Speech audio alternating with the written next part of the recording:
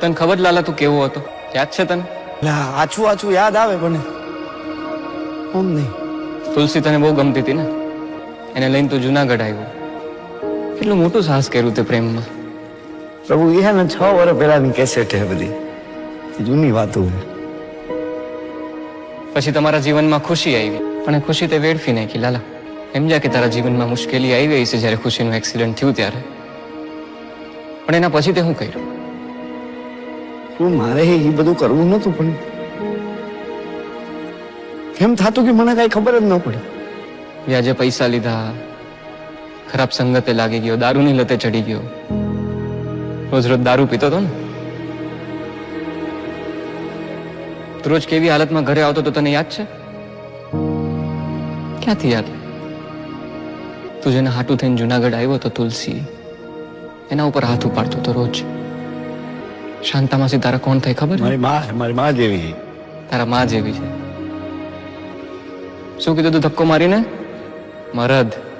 તારા ઘરમાં તો કોઈ મરદ નથી મારા જેવું. તું તારી જાતને મરદ ગણસ ને? હલવાઈ ગયો હો આ ઘરમાં, નીકળી નથી હકતો. ઉભો ઉભો રોવે હે મરદ. મરદ ઉભો ઉભો રોવે છે. મરદ 2 દિવસ પહેલા મરવા પડ્યો હતો. લાલા તને શું લાગે છે કે મરવાથી બધું સારું થઈ જાય? સારું થઈ જાય?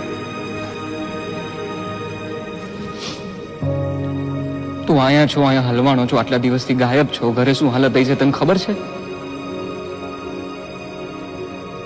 તુલસીની ખુશીની શું હાલત થઈ છે તને ખબર છે લાલા? એ મારી જેમ રોતા હશે, મને યાદ કરતા હશે અટાણ. તે કેમ આવું કર્યું લાલા?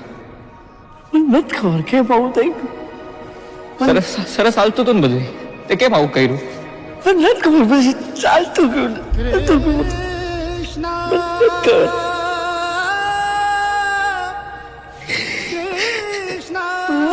પપ્પા ક્યારે આવશે?